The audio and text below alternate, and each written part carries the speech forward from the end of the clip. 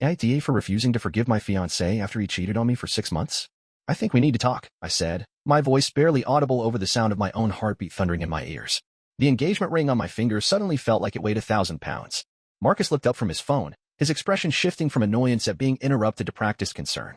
I'd seen that transition countless times before, but now I recognized it for what it was, an act. What's up, babe? He asked, setting his phone face down on the coffee table. Too late. I'd already seen the notification from Zoe light up his screen. I took a deep breath and placed my phone on the table between us, screen up, displaying the messages I'd found earlier that day. Text after text between my fiancé of 2 years and his coworker. Messages that went far beyond friendly banter between colleagues. Messages that made me question everything about our relationship. Care to explain? My voice was steadier than I expected. I watched as his eyes scanned the screen, his face cycling through surprise, anger, and finally settling on something that looked like resignation. Not guilt. Not remorse. Just the inconvenience of being caught. How did you get into my cloud account? He asked, and I almost laughed at the absurdity of his question. 3 months before our wedding, confronted with evidence of his infidelity, and his first concern was how I'd found out. That's your response? Seriously. I stood up, unable to remain seated across from him any longer. Your password is still my birthday, Marcus. The same password you've used since we started dating 3 years ago. The same password you apparently used to back up all those messages you deleted from your phone. He ran his hand through his dark hair, the hair I used to love to touch, and sighed. Ellie, it's not what it looks like. Really? Because it looks like you've been sleeping with Zoe for the past 6 months. It looks like you were with her last weekend when you told me you were at a conference. It looks like you've been lying to me while I've been planning our wedding. The wedding. God, the wedding. Deposits paid, invitations sent, dress altered. My parents had already booked flights for relatives from across the country. Marcus's family had reserved an entire block of hotel rooms. It was just physical, he said, as if that made it better. It didn't mean anything. I felt something break inside me. Not my heart, that had shattered the moment I saw the first message, but something deeper. My faith in him. My trust. The future I'd imagined for us. If it didn't mean anything, why risk everything? Why risk us? My voice cracked on the last word. Marcus stood and tried to approach me, but I stepped back. Ellie, come on. It was a mistake. People make mistakes. We can work through this. A mistake. I echoed.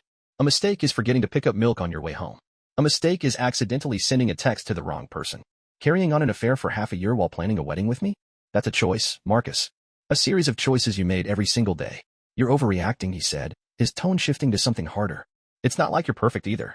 You've been so wrapped up in wedding planning that you've barely had time for me. I stared at him, incredulous. Are you seriously trying to blame me for your cheating? I'm not blaming you, he backpedaled. I'm just saying relationships are complicated. We had a rough patch, and I made a poor decision.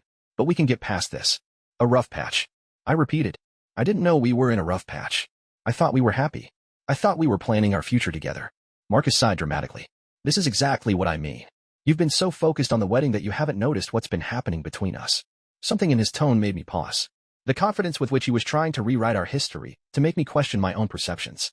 It was familiar somehow, this feeling of being made to doubt myself. What exactly has been happening between us, Marcus? I asked quietly. We've been drifting apart, he said, seeming relieved that I was finally getting it. You've been busy with work and wedding stuff. I've been putting in extra hours at the firm. It's natural that we both seek connection elsewhere. I froze. Both? What are you implying? Marcus raised an eyebrow. Come on, Ellie. You think I haven't noticed how much time you spend texting Nathan? Nathan. Marcus's younger brother. The thought was so absurd I almost laughed. Nathan has been helping me plan your surprise bachelor party, I said flatly. Which, by the way, he's been coordinating with your friends from college.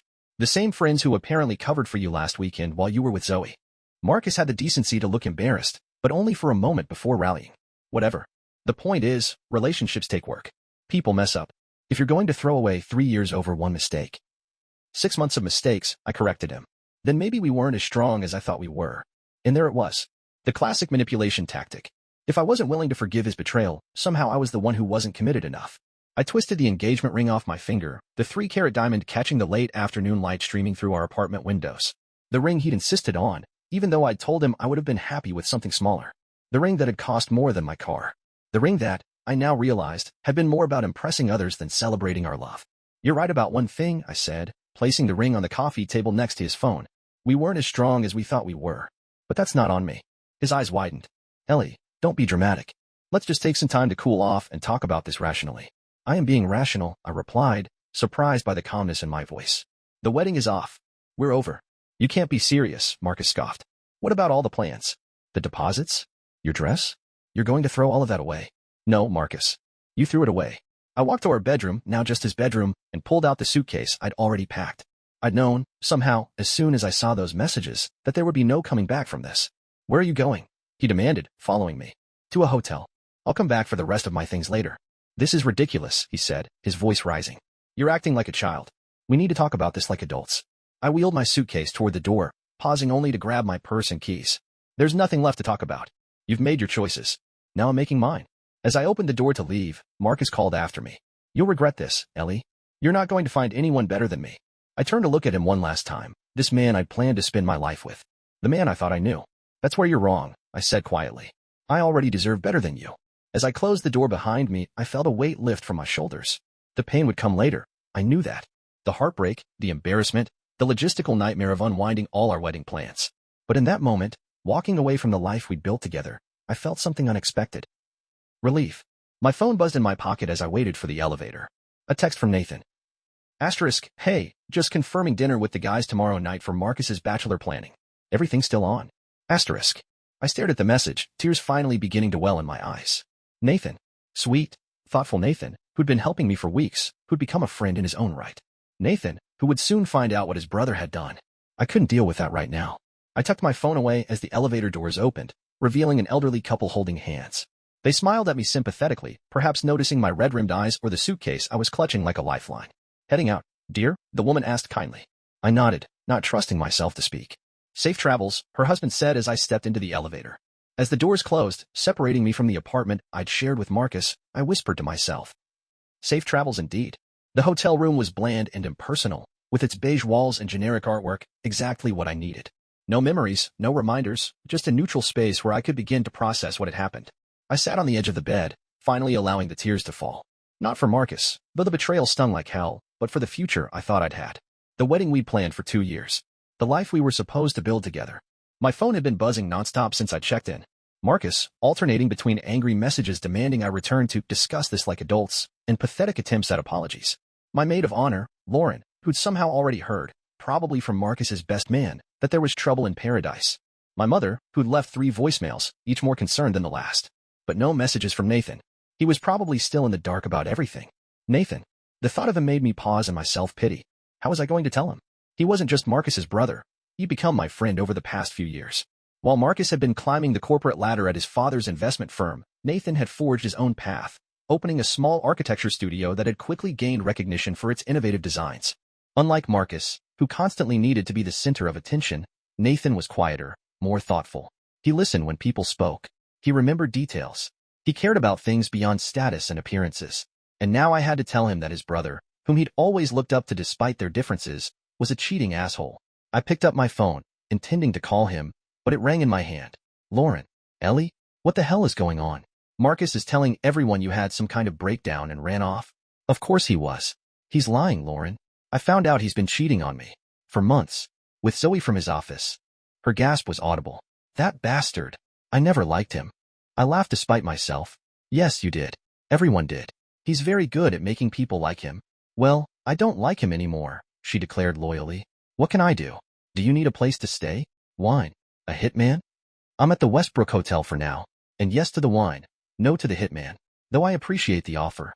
I'll be there in 30 minutes, she promised. And Ellie? You did the right thing walking away. After hanging up, I stared at my phone, knowing I couldn't put off the inevitable any longer. I scrolled to Nathan's contact and hit call. He answered on the second ring. Ellie, I was just about to call you. Is something going on? Marcus texted the family group chat saying the bachelor dinner is canceled, but he didn't say why. I took a deep breath. Nathan, I need to tell you something, and it's not good. There was a pause. Are you okay? You sound like you've been crying. The wedding is off, I said, my voice cracking. I found out Marcus has been cheating on me. The silence on the other end was deafening. Then, I'm going to kill him. The vehemence in Nathan's usually calm voice startled me. Nathan, don't. Where are you? He interrupted. Are you safe? Do you need anything? His immediate concern for my well-being, rather than questioning or doubting me, made fresh tears spring to my eyes. I'm at the Westbrook. Lauren's on her way over with wine.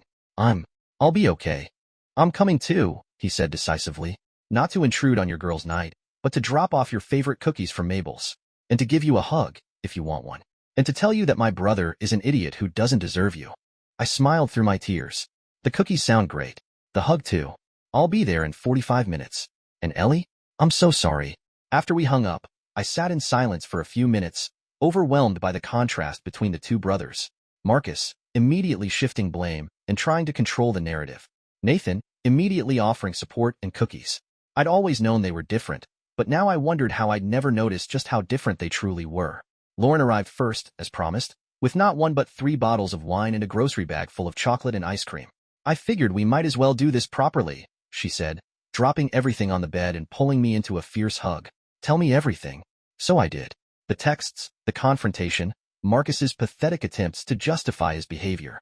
God, what a cliché, Lauren groaned, pouring us each a generous glass of Cabernet. Cheating with a coworker. Could he be any more predictable? Apparently not, I agreed, taking a long sip of wine. The warmth of it spread through me, dulling the sharp edges of my pain. The worst part is, I think on some level I suspected something was off.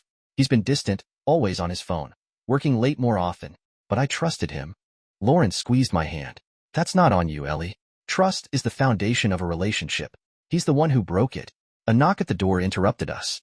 I opened it to find Nathan standing there, looking like he'd rushed over straight from his office, still in his work clothes, but with his tie loosened and hair slightly disheveled. In one hand he held a pink box from Mabel's bakery, in the other a small duffel bag. I brought reinforcements, he said, holding up the cookie box. And some essentials I thought you might need. He gestured to the duffel. I stepped aside to let him in. Essentials? He set everything down and began unpacking the duffel. Your favorite sweatshirt that you always steal from Marcus when we have family game nights. A portable phone charger. That weird lavender eye mask thing you were raving about at Christmas. And he pulled out a small stuffed elephant. Mr. Peanut? I gasped. Mr. Peanut was a ratty old stuffed animal I'd had since childhood. I'd mentioned once, casually, during a family dinner how he was my comfort object growing up. How did you get him? Nathan looked slightly embarrassed. I may have broken into your apartment. Well, not broken in, exactly. I used the spare key Marcus keeps at the office. You stole my childhood stuffed animal from my cheating fiancé's apartment? I was torn between laughter and tears. I also grabbed your laptop and some toiletries, he admitted. I figured you left in a hurry and might need them. Lauren, who'd been watching our exchange with interest, raised her eyebrows at me over her wine glass. Nathan, you're officially my favorite Blackwood brother. He grimaced. Low bar right now. The 3 of us settled into an unexpectedly comfortable evening. Nathan declined wine but accepted a cup of the hotel room's mediocre coffee. Lauren and I worked our way through the first bottle of wine and half the cookies. And for a few hours, I almost forgot about the implosion of my engagement. Almost. Around 11 p.m., Lauren announced she needed to head home. Early meeting tomorrow, she explained, gathering her things. But call me if you need anything. Literally anything.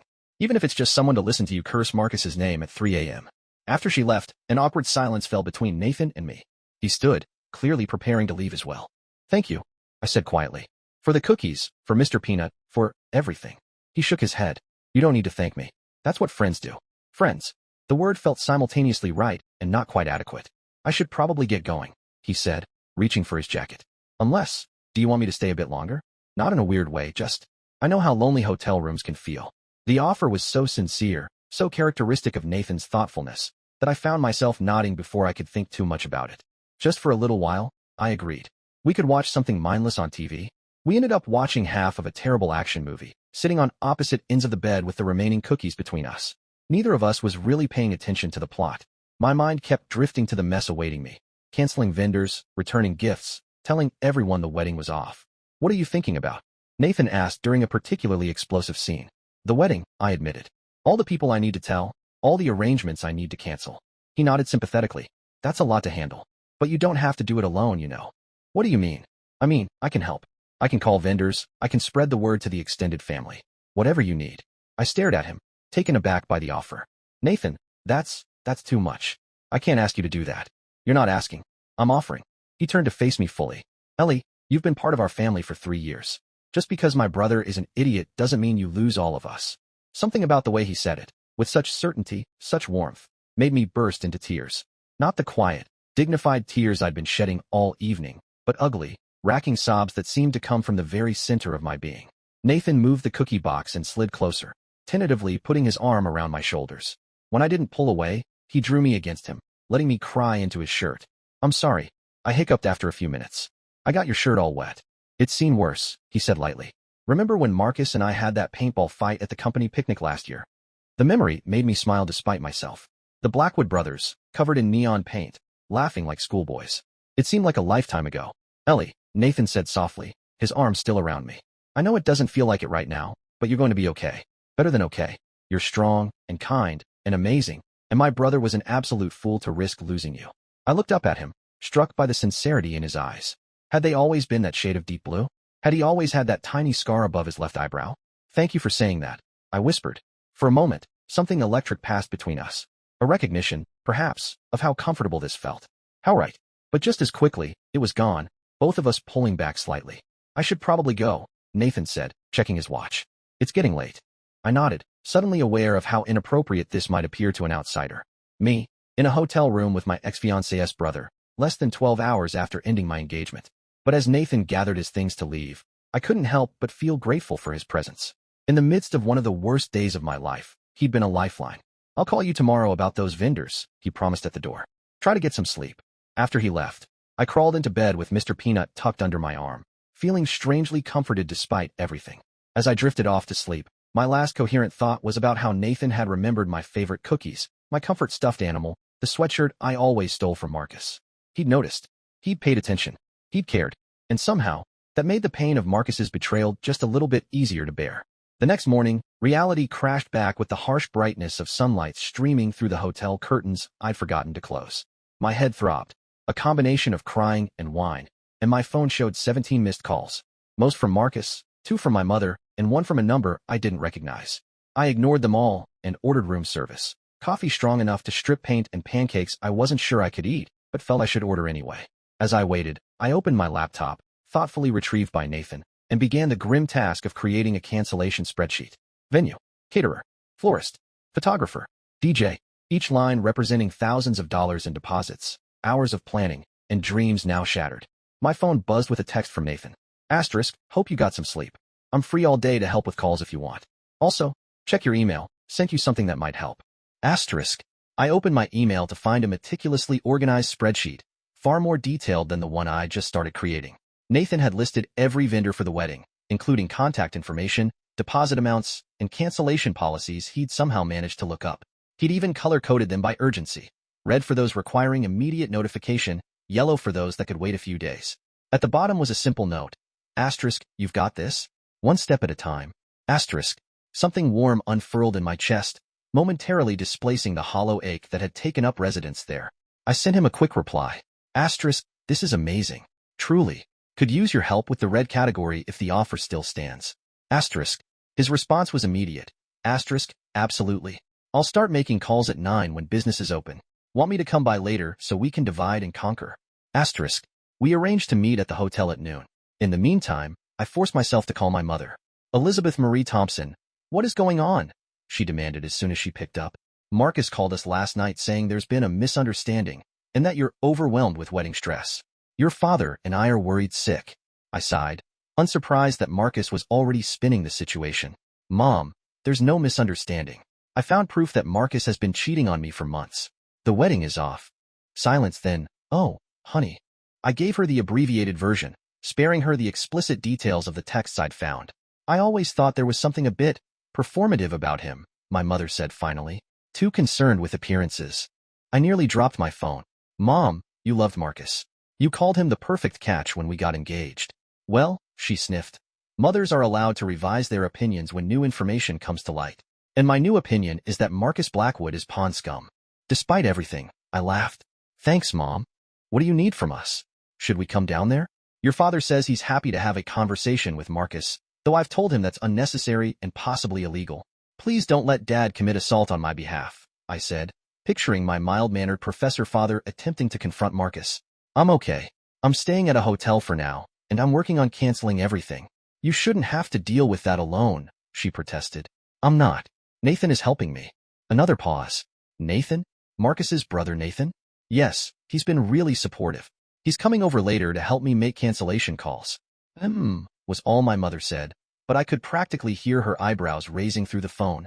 After promising to keep her updated, I hung up and turned my attention back to the spreadsheet.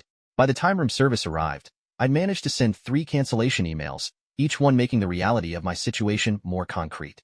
The wedding was off. I was not becoming Mrs. Marcus Blackwood in 3 months. The future I'd planned had evaporated. A knock at the door interrupted my spiral into self-pity. Assuming it was the room service I'd ordered, I opened it without checking the peephole, a mistake I regretted instantly when I found myself face-to-face with Marcus. "What are you doing here?" I demanded, instinctively stepping back. He pushed past me into the room, uninvited. "We need to talk, Ellie. This has gone on long enough." "Gone on long enough? It's been less than 24 hours since I found out you've been cheating on me for half a year." Marcus ran a hand through his hair, a gesture I'd once found endearing but now recognized as a calculated move to appear vulnerable. "I've been doing a lot of thinking," he said, pacing the small room, "and I realize I made a huge mistake. Zoe meant nothing to me. It was just physical. A stupid lapse in judgment." "Multiple lapses," I corrected coldly, "over many months." He waved this away as if it were an irrelevant detail. "The point is, I love you. You're the one I want to marry. We can work through this." I stared at him, genuinely dumbfounded by his audacity. "Work through this? You lied to me, repeatedly, while I was planning our wedding. You betrayed my trust in the most fundamental way possible. And now you think you can just show up here and everything will be fine?" "Not fine, obviously," he conceded, as if making a reasonable compromise. "We'll need counseling, rebuilding trust, all of that. But think about what we'd be throwing away, Ellie. The life we planned. The house in Brookhaven we talked about. The future." For a moment, just a moment, I felt a pang of longing for the certainty of that future. The carefully mapped-out life that had seemed so secure just days ago. Then I remembered the texts. The casual cruelty with which he'd discussed me with Zoe.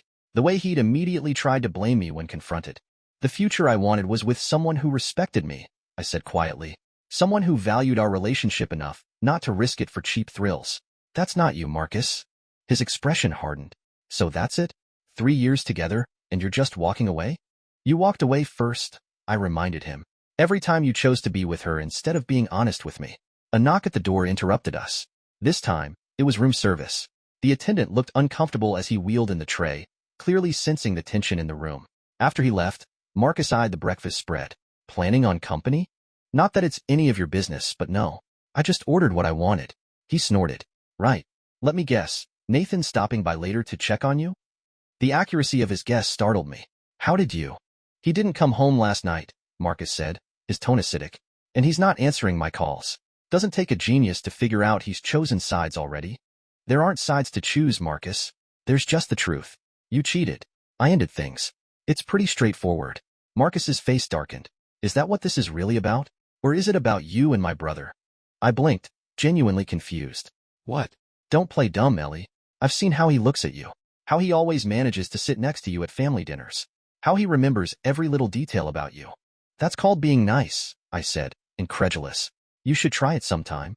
"He's wanted you from day one," Marcus insisted, his voice rising. "And now he thinks he's got his chance."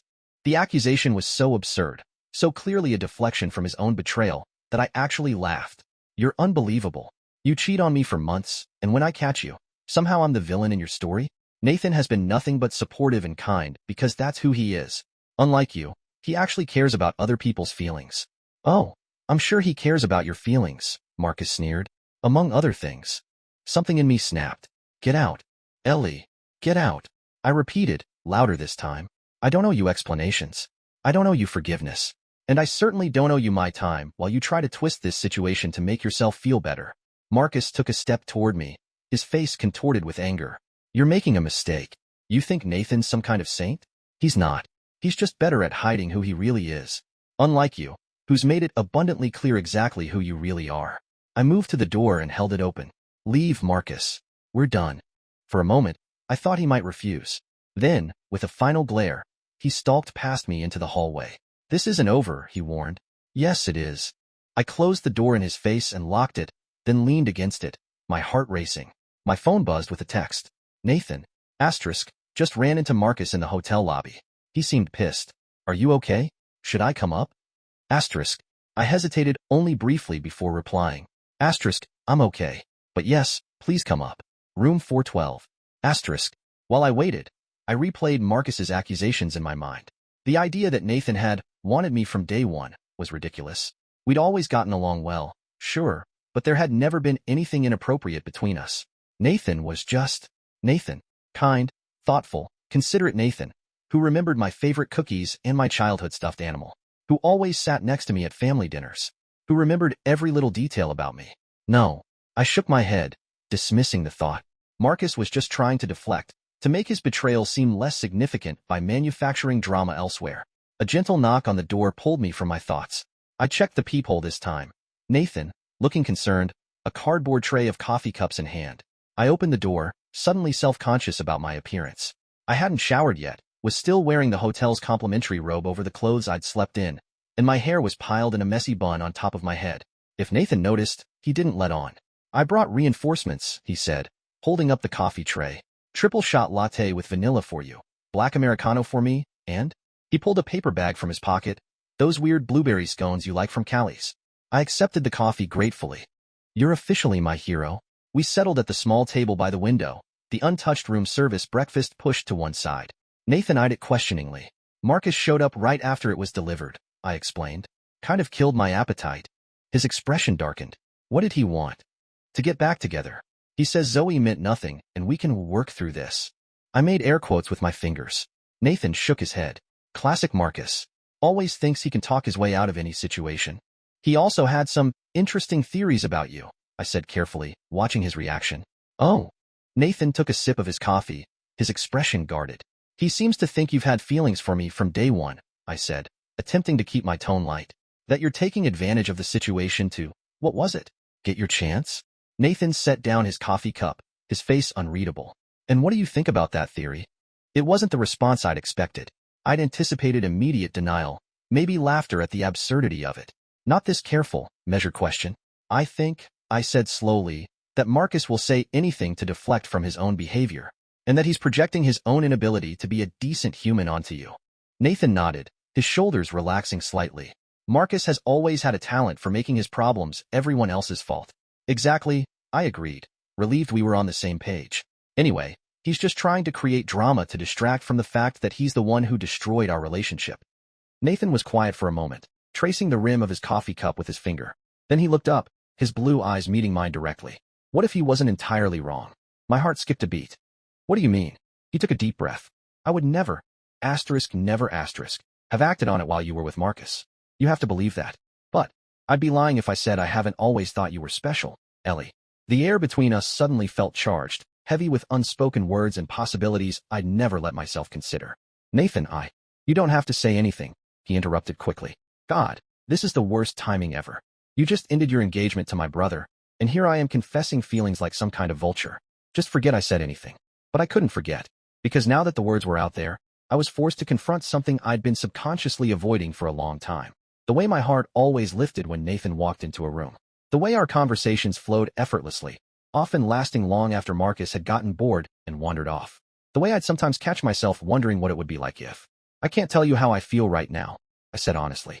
"Everything is too raw, too confusing. I need time." Nathan nodded, understanding in his eyes. "Of course, I shouldn't have said anything. It was selfish." "No," I countered. "It was honest. And after all the lies I've been told recently, honesty means a lot to me." A small smile tugged at the corner of his mouth.